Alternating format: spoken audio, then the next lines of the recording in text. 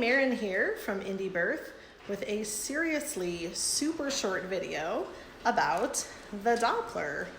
Only because we've been focusing on some tools this past week and that is coming to a close. So we got a couple of questions and I thought, why not talk about this tool in a very practical way and hopefully address some questions.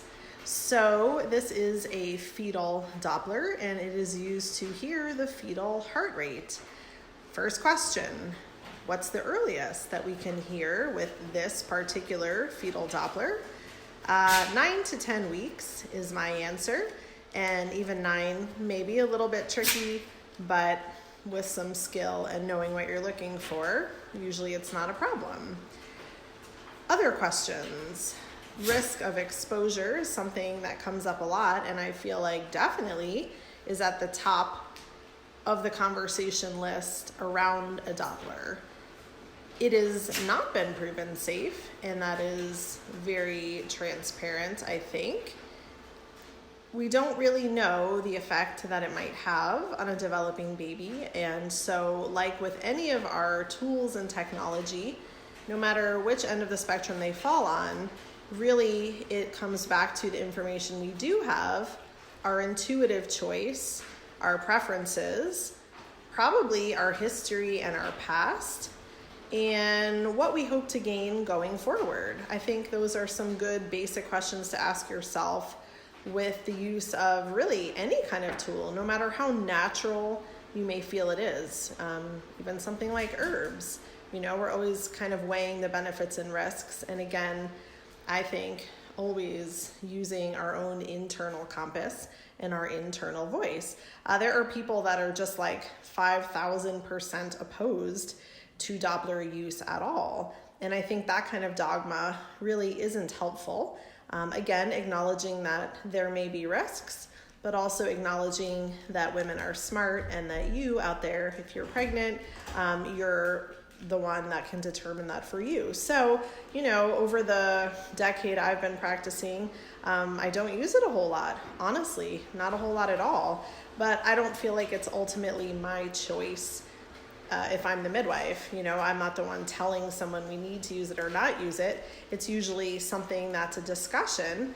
And if someone's early pregnant, 9 or 10 weeks, they may choose to hear the fetal heart rate with this device.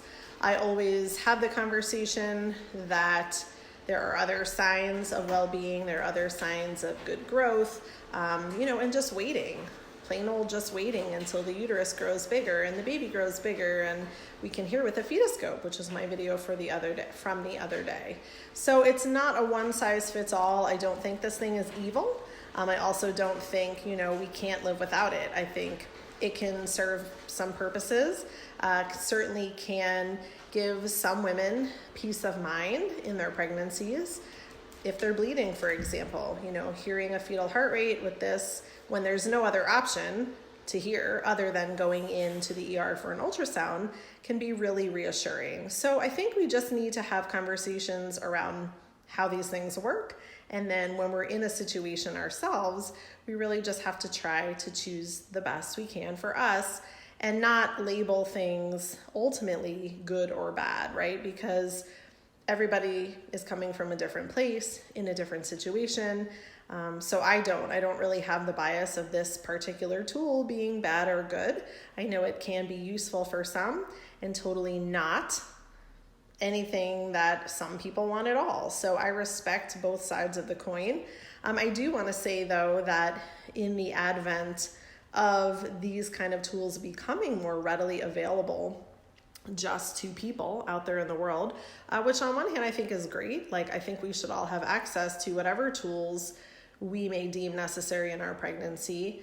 The other side of that is these things are probably becoming way overused by people that perhaps don't understand that there may be risks, you know, or I guess I imagine, and I could be totally off with this, but people that are receiving more medicalized care, you know, feeling comforted by being able to listen in the comfort of their own home because that's what their doctor does.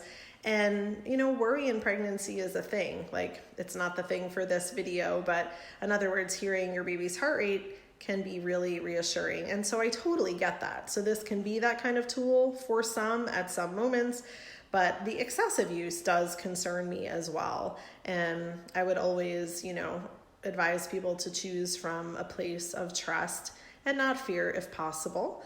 I've certainly used this in my own pregnancies here and there, and not in all of them. So it really depended on the situation. The other thing is just kind of hanging out in your pregnancy and waiting and connecting in different ways. And then eventually learning to use a fetoscope, because that actually takes skill by the midwife or by the woman. It does take skill. It is something that you must learn. There is a learning curve. You do increase your skill as time goes on, and it's well worth it as you become more pregnant. So, with a fetoscope, though, you're not really going to hear until, on average 18 weeks. So again, this would be for before that, most likely. Also in labor, this is sometimes a useful tool, and many moms feel that way just because, you're feeling like you're not wanting to be poked and prodded in labor.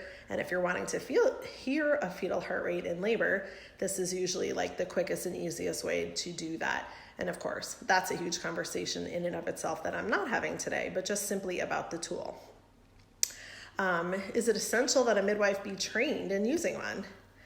Well, there are many midwives that probably would say no, but it's not hard. Like, that's why people are just buying them off of who knows where, eBay, right? And using them, because it's actually a pretty easy thing to use. 9 weeks of pregnancy takes more skill. You have to know where to listen and perhaps how to manipulate this device so that you get a fetal heart rate, if there is one to be had, in the quickest, most easiest manner.